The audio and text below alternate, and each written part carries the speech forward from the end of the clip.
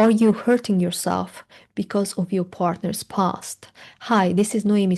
I am a retroactive jealousy specialist. So, if you have actually said to yourself, oh my God, I am actually hurting myself, I am creating scenarios in my mind, I am engaging with thoughts, and then I am doing certain other things like compulsions, stalking my partner or looking at their exes, pictures or social media feed, and making myself feel worse and worse.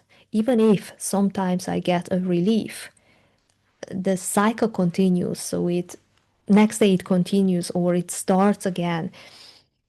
So if you're hurting and if you feel that you are hurting yourself, that's actually already the second part is already a good news because you are taking ownership. You're saying that this is not, you're no longer blaming the circumstances, you're no longer blaming your partner or something else. You're actually saying, wait a minute, I am creating something and I am keeping something alive.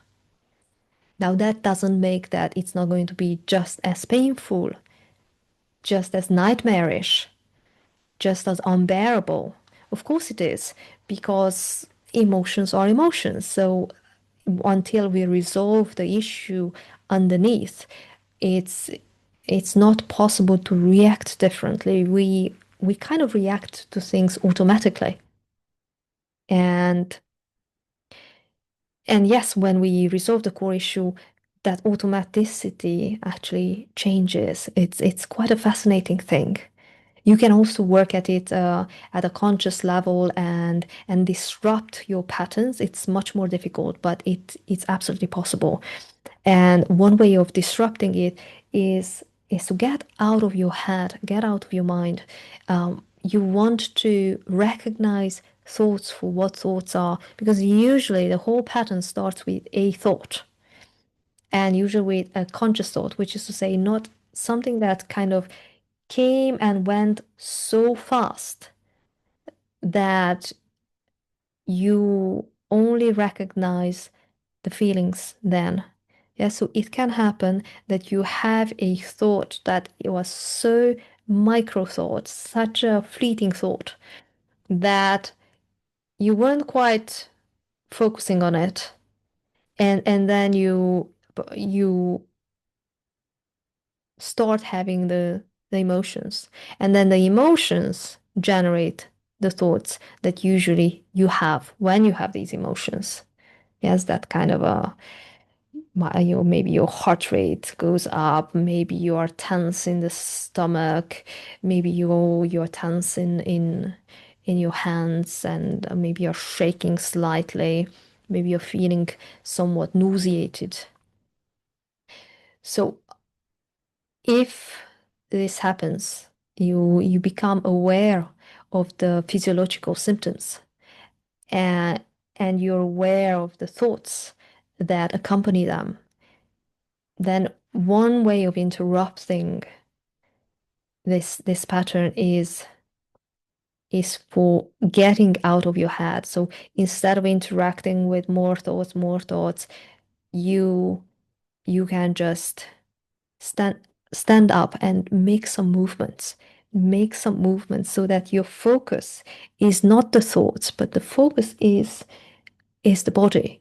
Yes, even slight movements like tapping could be, but you have to focus on this because we can do this automatically. It doesn't take much mental effort to do some things with the body.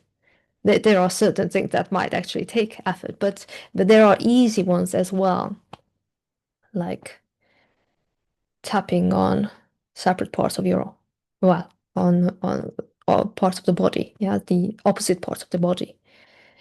But then focusing on that is you can even just take your hand and focus on the side of the hand and focus maybe on the touch. Or if you have an object, just focusing on that object. This is a way you can disrupt the thought patterns because we we enhance what we focus on.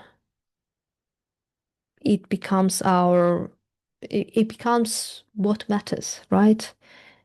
So instead of focusing on more and more thoughts about your partner's past exes, about the narratives you have might have created in your mind about them, and you bring yourself back to the body, to the present moment. You can also do it by just looking around and maybe counting the how many red things there are around you, or you can count how many wooden things there are around you, or you can focus on what you are hearing, or focus on what you can smell. So, engaging your senses to disrupt the thought patterns that you have.